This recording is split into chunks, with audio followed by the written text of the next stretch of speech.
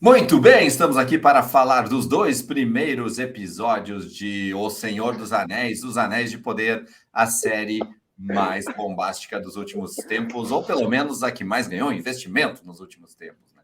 Estão aqui comigo Ederson Nunes, o Dé, Olá, e pessoal. Vamos dissecar esses dois primeiros obras de arte que fomos beneficiados nesses últimos dias aí.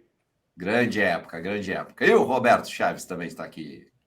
E aí, pessoas, tudo bem com vocês aí? Dé, Robson, tudo bem? Pessoal aí de casa, ou no trabalho, sei lá, no ônibus, não sei onde vocês vão Onde assistir esse você vídeo aí. estiver, né? E aquela Não coisa, podia, bom dia, boa tarde, boa noite, né? Se você deu play aí. não podia estar ruim, né? Porque Não tem tanta como coisa estar ruim. legal aí. Não tem como tá ruim. Tem A Casa do Dragão, tem Mulher Hulk, tem O Senhor dos Anéis, então que é uma baita época. Grandes lançamentos concentrados, ainda vai ter bastante coisa no cinema para a gente comentar por aqui.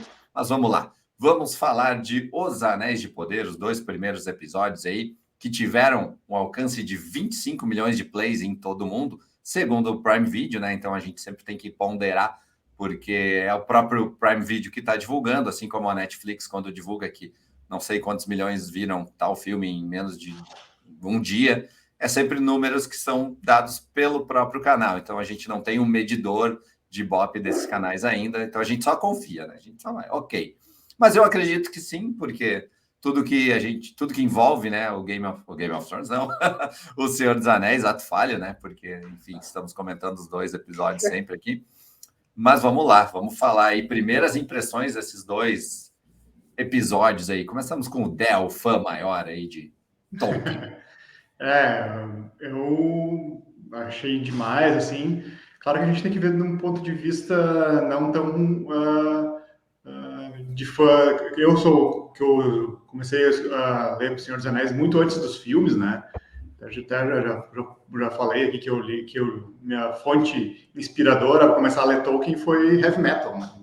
Na Tem verdade, muitas tu bandas. falou no grupo VIP do Telegram. Então, se o pessoal quer Isso aí. ficar no grupo VIP do Telegram, tem que ser um dos nossos apoiadores. Então, já vou fazer o jabazinho aqui. Isso aí. apoia.se/Vigília Nerd. Um mundo de vantagens para vocês. Você ganha um ingresso de cinema, entra no grupo do Telegram, escuta os podcasts do Dé lá e fala com a gente também.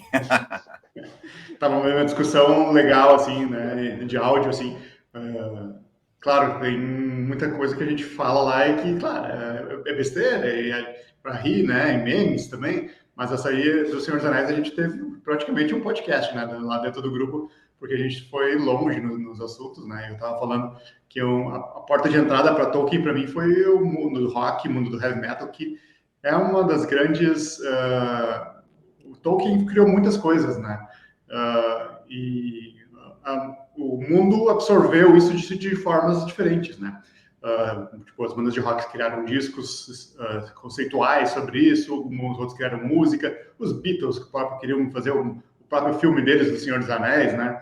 Então tem vários momentos da cultura que se alimentaram de Tolkien, né? Existe uma versão russa e longa-metragem do Senhor dos Anéis.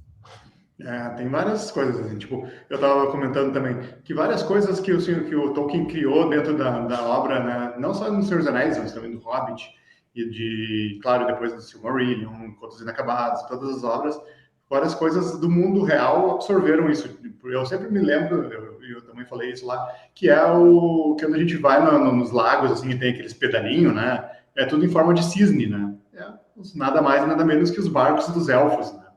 Cena de abertura, inclusive, né? Cena de abertura da série com a Galadriel jovem fazendo seu barquinho pelo córrego. E então, para mim foi muito legal, assim. Claro que eu tive que saber distinguir assim do que, porque no meu ponto de vista são duas obras consecutivas, assim, né? Porque é a obra que o Tolkien escreveu, e tem bastante coisas lá, e uma obra nova que está sendo feita, né? Criada pelos roteiristas da série, com personagens novos, com acho que até lugares novos, né?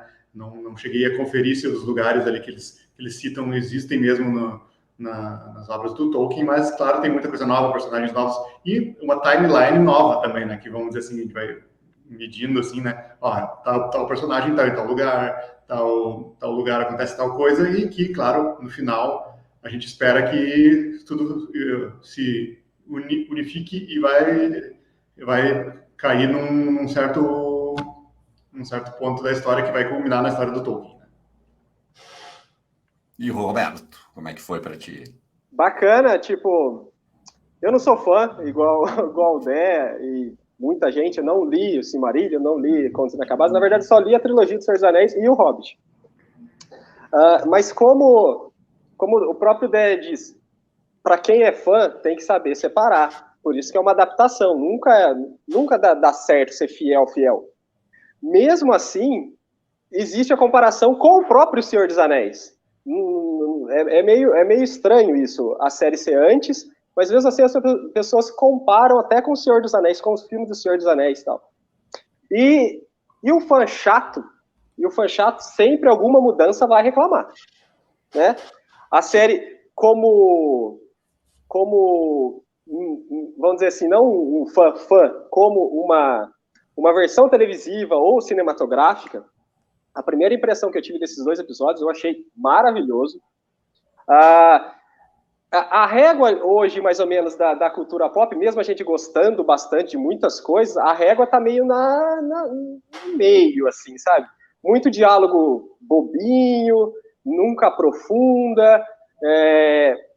Uma coisa que eu acho que eu até conversei com o Edgar num vídeo que eu gravei com ele, muito corte, muito rápido, muito filme de luta, que você não vê quem tá batendo, quem tá apanhando. Hoje todo mundo luta alguma coisa, porque a edição tá muito picotada, e você fica assim. E a série do Senhor dos Anéis, eu achei esses 2 primeiros episódios bem cadenciado, até na expressão do elfo lá, como é que ele chama? O Arondir. Sem ele falar muito, sem ele abrir a boca, ele tá falando muita coisa. Até ele fala isso pra mocinha lá, que eu esqueci o nome, perdão. Parecidíssima com a Eliane Jardim na juventude. Verdade. Ele fala assim, fala o que você quer dizer. Eu falei assim, eu já falei 100 vezes sem falar nada. E a expressão dele é isso. E eu gostei bastante dos 2 primeiros episódios, eu gostei muito. A direção de arte está impecável. Teve gente reclamando dos efeitos. Gente, não, aí é para chorar. Aí já... É pra chorar. Gostei bastante desses 2 episódios, assim, no geral. E a comparação com Game of Thrones é inevitável, né? Ainda saindo junto. E o que a gente está falando agora até em off um pouco, o Game of Thrones é mais tenso, o negócio mais sisudo, mais para baixo. E o Senhor dos Anéis, queira ou não, com os hobbits, tem o lado mais leve, a leveza. E pode ser que, com os tempos que a gente vive, é meio estranho você assistir coisas leves, vamos dizer assim.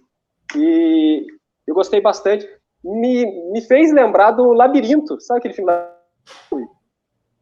Labirinto? Acho que travou. Sim. Me fez lembrar essa pureza. Que é mais ou menos o que o Tolkien quer isso, né? Vamos dizer assim, né? Passa isso, né? Muito disso, dessas levezas, era justamente porque ele escrevia durante a infância dos filhos dele, né? A biografia dele conta bastante isso. Então, ele se inspirava muito nas brincadeiras deles. Então, essa leveza vem da fase de pai dele, de ser um pai e de acompanhar os filhos crescendo. Então, é bem legal essa questão da leveza também. Mas é realmente inevitável essa comparação, né? Mas a gente tem uma vantagem para a série do Game of Thrones, A Casa do Dragão, e a gente comentou na nossa live do 3º episódio aqui com o pessoal do canal SideQuest, é porque o Game of Thrones tem a vantagem de já ter constituído uma série há pouco tempo, e ficou muitos anos, e foi uma revolução que foi na HBO, né? Levantou a régua das séries, né? A gente só está vendo O Senhor dos Anéis nesse momento e desse jeito, porque Game of Thrones foi o que foi, né? E eles já têm esse mundo meio pré-estabelecido, então a gente já chega, a gente está num lugar mais comum.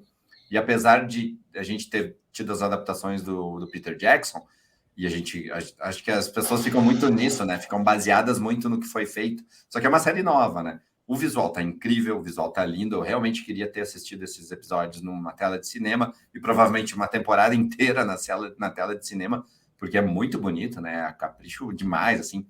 Tu pega um frame de uma panorâmica de Westeros e pega um frame da panorâmica aqui de Valinor, de algum dos lugares que eles já mostraram aqui, cara, é muito contrastante a riqueza de detalhes E claro, é muito mais colorido, né? Muito mais leve. A gente trata um pouco mais de temas de mais magia, digamos assim, né? Porque a gente vai ter a magia também em Game of Thrones e a Casa do Dragão, mas a gente tem uma coisa mais de feitiçaria, de elfos, de cada um ter sua característica. A gente tem a raça dos anões, a gente tem monstros também. Eles quiseram chegar com o pé na porta, deu para perceber nesses primeiros episódios que eles conseguiram fazer uma produção espetacular e eles quiseram mostrar um monstro gigante no mar, eles quiseram mostrar um monstro gigante lutando contra um dragão em determinado momento ali do primeiro episódio, caindo no chão, sabe? Então eles quiseram mostrar um poder de grandeza visual. Então acho que isso ficou muito bem estabelecido. Agora essa parte realmente da história, ela ficou um pouco mais confusa ou muito linear ou muito rasteira agora, que a gente não comprou a ideia de ninguém ainda, muito menos a Galadriel. Eu acho que a Galadriel, ela tá muito bem no formato visual, muito bem interpretada, mas ela tá com uma sede ali de vingança que é muito uma coisa só, né? Dá uma irritadinha isso, né? E aí ela sai, e ela tá muito overpowered ali, né? Acho que podiam construir ela sendo ou se constituindo numa heroína e não chegar já como uma heroína, né? Mas enfim, isso é uma coisa muito particular minha. Mas o resto é isso, visual incrível. Eu quero muito ver onde é que isso tudo vai levar. O Dé acho que pode nos falar aí já de uma provável teoria ali, mas e ele comentou lá no grupo VIP também do martelo, que me fugiu o nome. Essas pequenas coisas que eles colocaram assim para deixar os fãs queridões felizes, né? Que foi ali quando o Celebrimbor tem que saber falar os nomes da forma que o Tolkien escreveu. Eu ia falar em português. O Celebrimbor, mas ele, assim como o Gimli, a gente fala Gimli, mas se tu lê Gimli, né? Tem que falar do jeito que o Tolkien escreveu, né? Então, o Celebrimbor, todas as palavras com C e E é Q, né? Não é C. Tipo, lá no Senhor dos Anéis tem o marido da Galadriel, que é o Celeborn. Então, Celeborn. É com C, né? Celeborn. Com C, é. E aí, então, tem aquele momento do Elrond e do Celebrimbor lá na cidade de Erebor. E daí querem fazer a forja, a maior forja. E aí eles mostram o martelo de Fëanor, que é um dos elfos mais loucos assim da história do Tolkien, que é o cara que criou toda a história do Silmarillion, né? E é tudo baseado nele, porque ele que criou as Silmarils, que são as pedras que vêm da luz das árvores, né? Então tem várias coisas que esse cara, ele era surtado, assim, ele queria fazer as coisas, ele vai lá e faz, e não importa o custo que ele tinha que pagar para fazer. E a Galadriel é parente próxima dela, né? Próxima dele, né? Então, dizem que os parentes do Fëanor, todo mundo que tem um parentesco com ele, tem uma chama de crueldade, de atitude, assim, sabe? Então, eu entendo a motivação da Galadriel para tentar resolver o problema do Sauron lá, né? Que na verdade não foi o Sauron que matou o irmão dela, né? Foi o Morgoth. Mas como o que sobrou do Morgoth é o Sauron, a gente entende que ela quer acabar com isso aí dessa forma, né? Então tem esses pequenas coisas que eles mostram lá, que o martelo do Fëanor, tem mais um outro momento também, eles relacionam o Fëanor também, né? Na história, porque é um cara muito marcante lá no Silmarillion.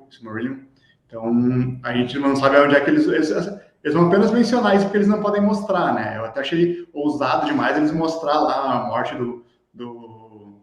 na guerra, aquela guerra aqui do blog logo no início lá, que é a Guerra da Ira, né? Que é a guerra final contra Morgoth. Então, achei até ousado eles mostrar isso. Claro que eles não falaram que é isso, né? Então, sim. Sei lá.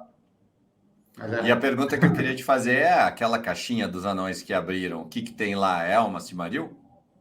Não, pode ser, porque as Silmarils foram todas destruídas, vamos dizer assim, no final no início a primeira era acaba com o final das Silmarils, né? Então, a princípio tem uma Silmaril que não foi destruída, mas se desconhece, mas eles não vão botar elas lá com o anão. Mas provavelmente eles vão fazer alguma coisa, acho que do Mithril, né? Que é aquele metal dos anões lá. Provavelmente eles vão fazer isso aí, essa jogada aí. Os coletes lá, isso? Isso, aquele metal indestrutível que é o tipo o Adamantium. O Adamantium O Adamantium da Terra-média. É a maleta do Pulp Fiction. Não, quando eles viram e fizeram toda aquela abertura e não mostraram, eu pensei, o que será? O que será? Foi o momento mais, assim, curioso que ficou para mim, assim. E eu achei que... não, a série tá incrível, né? Tá legal. Ela falta um pouco para nos pegar, assim, nos fazer preocupar com o que está acontecendo ali. Né? Eu achei que eles exageraram também naquela cena da Galadriel no mar, assim, porque... No final das contas, né? Não sei para que serviu também, né? Ela ficou muito tempo no mar ali, daqui a pouco, se ela estivesse conversando, seria mais legal, mas mostraram um monstro gigante ali, que sempre é interessante, e está muito bem colocado, os efeitos estão incríveis, a gente curte, né? Mas eu me lembrei muito da direção do J. Bayona, Juan Antônio Bayona, no filme do Jurassic World, que é bem ruim, o filme é bem ruim. E ele volta e meia quer fazer uma pegadinha de terror. Ele fez isso também com o orc que tá na casa lá dos humanos. Essa parte eu achei incrível. Eu gostei. Ele é diretor de terror, né? Então ele conseguiu botar um terror bem bacana ali. Acho que foi bem colocado. E aí vocês podem teorizar comigo ali, mas o que aquele menino Theo tem na mão é tipo uma espada do mal ali, né? Sim. Que já puxou o sangue dele. O que dá para falar disso? Que tem uma teoria mais forte aí, né? Não sei, tem teorias, né? Mas eu fiquei viajando assim, porque o Sauron, a princípio, ele não existe ainda a gente não sabe onde é que ele tá, mas ele não existe de uma forma física, né? Então, de repente, aquela espada, alguma coisa vai possuir o guri. Parece que o sangue dele foi, né? O sangue dele. Sim, ele subiu, o sangue estava escorrendo, ele subiu para a espada. A necroespada, já para Até o nome. Talvez esse guri aí venha a virar uma forma física do Sauron. Tá levando mal. Eu achei que ele estava sempre do malzinho, assim, então pode ser. Pode ser que sim. E uma coisa que você falou é verdade, Robson, do Bayona. O Jurassic, o Reino Ameaçado, que é o segundo, né? Reino Ameaçado, eu falei errado? Não, você falou... Eu falei o segundo. O filme é ruim mesmo, só que a direção dele é boa, mesmo o filme sendo ruim. A hora que o Tiranossauro lá vai abrir a porta, assim, eu achei genial aquilo. Falei, nossa, é a pegada. E foi a pegada justamente na cabana, que ele visualmente ele é um dos diretores da atualidade que eu gosto. Ele fez aquele Impossível, que é aquele Tom Holland, né, do Tsunami, lá fez o Orfanato é um filmaço, 7 minutos para meia-noite, também muito bom. E da atualidade eu acho que ele é um dos melhores diretores, assim, e foi uma boa contratação, assim, vamos dizer, para ele dirigir os episódios do Senhor dos Anéis, o Senhor dos Anéis, né? Os Anéis primeiros pilotos.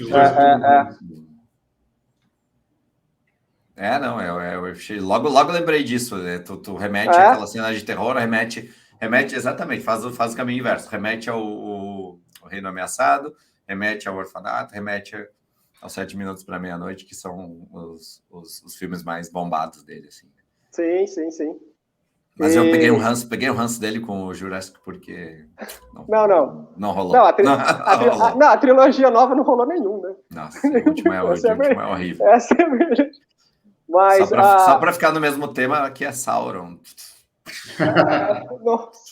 Tinha que ter uma piada. Tinha que ter essa piada. e esses 2 episódios dos Anéis de Poder dá uma lembrada do feitiço de Áquila, né? Da lenda, sabe? Dá esse sparkle, essa esperancinha. Essa fantasia mais colorida, né? Isso, E eu gostei até das atuações, tão bem bacanas. Não tem um personagem chato. Mesmo a gente não se importando ainda com eles, não tem aquele personagem chato, aquele personagem que tá meio fora do lugar, sabe? Não não achei. Eu achei Talvez os que eu mais gostei são os anões, porque eles estão com uma pegada muito parecida do Gimli, né? Sim. Tá muito aquilo. Então tá muito caracterizado muito bem, assim, né? E por que né? E por que ele não queria receber o Elrond, né? Daí você fala, cara, por quê? Por que ele não foi no casamento, né? Magoou, né? Eu falei, caraca, é um negócio muito sério, né? Você não foi no meu casamento? Lá, que bacana. Tipo, mas ele tá certo. Mesmo. O amigo Sim. só procurou porque precisava. Exatamente. Esses elfos aí, né? Os elfos, eles são autossuficientes demais, assim, né? São prepotentes, né? Não tem preocupação. A preocupação deles é, tipo, meio egoísta, assim, né? Porque tem todo o lance deles não envelhecerem, né? Eles vivem demais, né? Então... Os elfos é como se fossem os Jedis, como diria Luke Skywalker. Mais uma coisa vinculada com o que o Tolkien escreveu, né? Os sábios de luz são inspirados nas fadas do Senhor dos Anéis, né? Que brilham no escuro por causa que tem os orcs, né? E um diálogo da... Desculpa, Robson, não, vai lá. Um diálogo da Galadriel com o Elrond é o mesmo diálogo, mais ou menos, parecido, não certinho, que ela fala no Senhor dos Anéis, né? O mal não dorme, né? Ele está aguardando. Que até no trailer da Sociedade do Anel tem isso, né? Isso achei uma boa referência, assim, achei bem bacana. Não. Essa parte inicial ali do primeiro episódio da Galadriel eu gostei bastante, sim. Ela tava certa, ela teimou, né? E foi até o fim e comprovou que estava certa, né? E quando ela voltou, ela sabia que ela continuava certa e que as coisas não tinham sido resolvidas. Mas os elfos queriam dizer que estava tudo resolvido, aquela coisa de política, né? Tá tudo resolvido, vamos deixar quieto, ninguém vai mexer nisso aí. Tá tudo bem por enquanto, né? Vamos deixar rolar, né? E aí não sabe que a onda vem e volta e engole todo mundo. Mas no finalzinho ali, o Gil-galad, né? Que é o rei lá, ele já viu lá, recebeu a florzinha lá, a folhinha lá, ele viu lá que agora ferrou. Esses momentos foram muito bons também, né? Porque tem a folha, tem a vaca jogando um leite negro, uma coisa preta, um líquido preto, né? E e aí eles viram a vila que tinha sido destruída também. Essa parte foi tensa, né? E claro, a gente tem que falar do ser estranho que caiu do céu, né? Quem é esse ser estranho? Ele é bom, ele é mau? A gente chama eles de hobbits, mas a princípio eles ainda não são hobbits, né? São os pé peludos. A menina Nori é uma peça peca. Muito boa, eu gostei bastante da inclusão dos pés peludos aí, dos precursores dos hobbits, né? Foi bem legal. E o cara que veio daquele cometa lá, sei lá o que é aquilo. Alienígena. Sabe-se lá o que as especulações aqui é o Gandalf, que é um outro mago, tipo o Saruman, ou outros magos que nunca foram, que existem mais magos, né? Isso aqui é a raça dos Maiar, que eles não apareceu em nenhum episódio do Senhor dos Anéis, né? Nem no Hobbit. No Hobbit apareceu o outro lá, o Radagast, né? Mas não tem os elfos, tem os magos azuis que não apareceram, tem várias possibilidades, mas a gente conhece mais o Gandalf, tem todo o lance dele ter a vinculação com os hobbits, então já tem uma link aí, né, que pode ser que é ele, mas esperamos uma reviravolta aí, que esse cara seja o Sauron. Tava pensando, a primeira coisa que eu pensei foi que ele era do mal, né? Aí como ele tava com os hobbits, cara, daqui a pouco ele vai se conectar com os hobbits, não pode ser que não seja do mal, ou sei que se ele é do mal agora, ele vai ficar do bem, uma coisa assim. Me veio essa possibilidade. É que tem muita brecha, né? Como Tolkien muita não escreveu... lacuna, né? Não escreveu, o Gandalf chega tal forma, né? Na Terra-média. Então, fica aberto. Como é que o Sauron voltou? Também não é dito, né? Então... Sem dar muito spoiler, essa parte não tem no livro que você leu. Não tem. Não, foi da série mesmo, foi invenção da série ali mesmo. Não. Tem... Bem, tudo que está se passando ali com os pé peludos é da série, né? Porque o Tolkien escreveu 2, 3 frases só sobre os hobbits na Segunda Era, né? Então, ele falou que eles migravam de lugar para outro, assim, né? E já Tu vê que eles já estão falando em migrar, né? Até ele fala isso, né? Eles falam isso, né? O Sadok lá já fala, né? Sim. E também tem todo o lance de, meu Deus, ali um Hobbit com pele escura, né? O Tolkien escreveu lá que eles eram, que poderia ter alguém com pele mais escura, não disse nada de raça, alguma coisa que era diferente.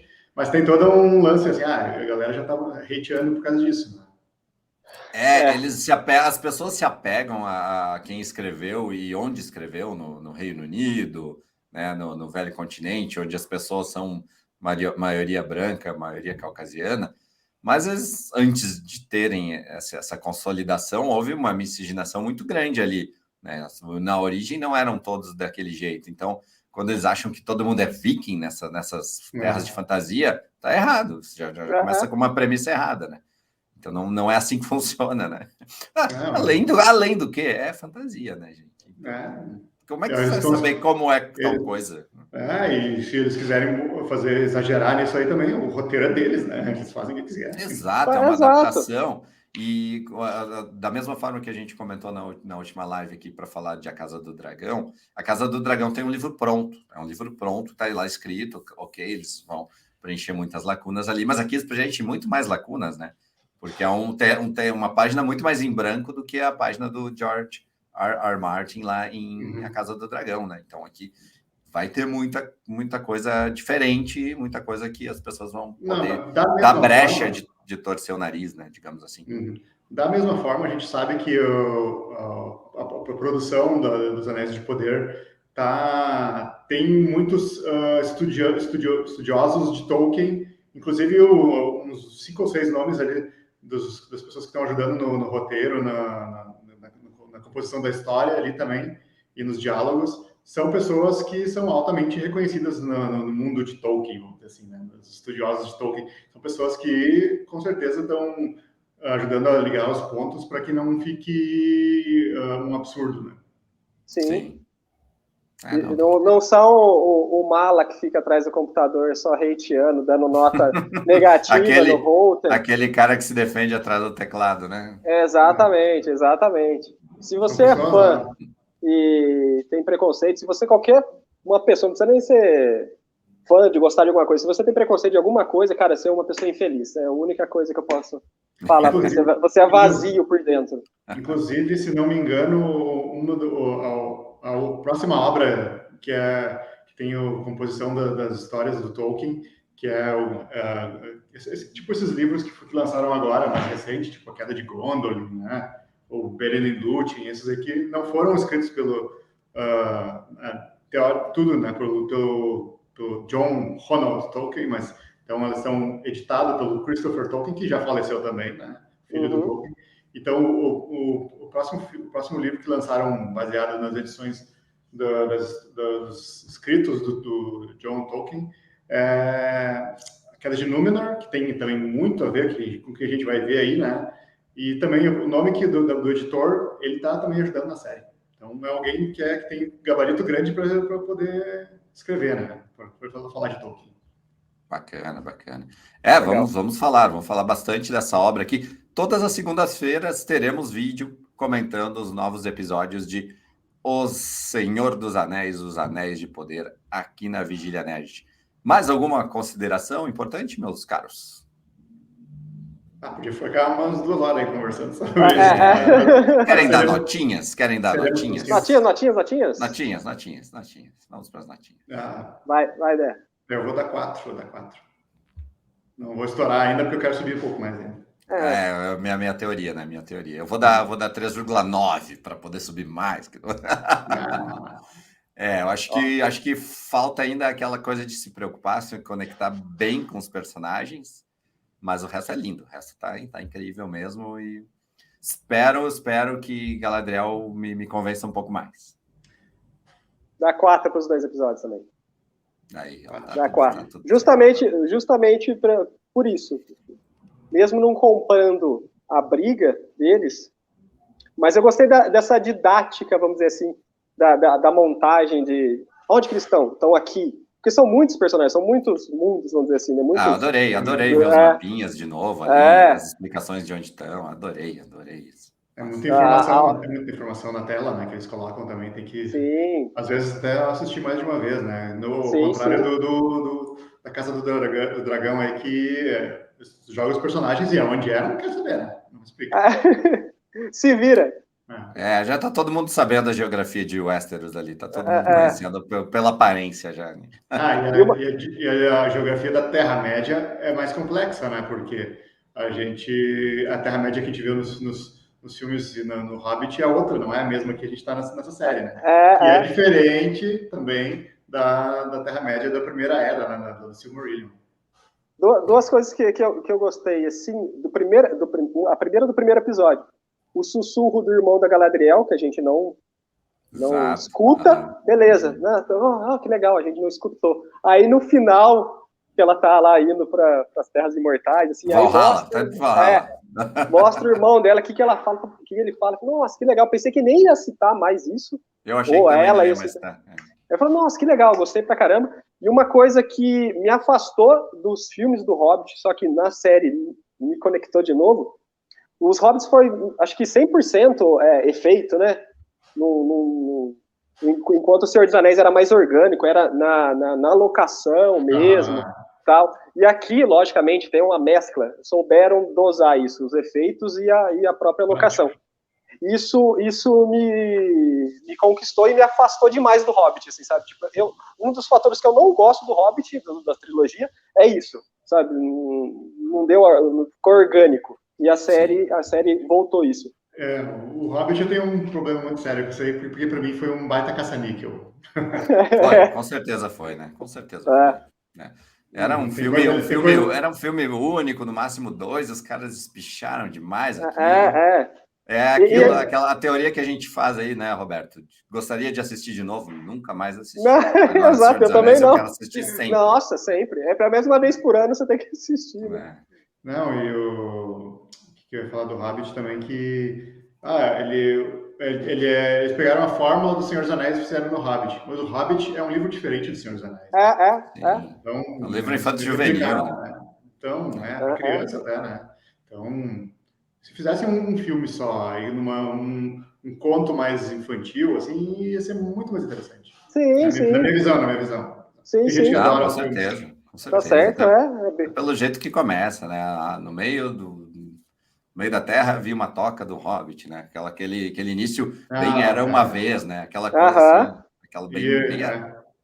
E eu queria falar ali nos pés peludos ali, quando mostra a primeira vez que eles aparecem, assim, eles começam a desmontar as coisas, assim. Eu achei incrível. Lindo aquilo ali. Muito bom. É um ambiente que tu não veria. Quero morar ali.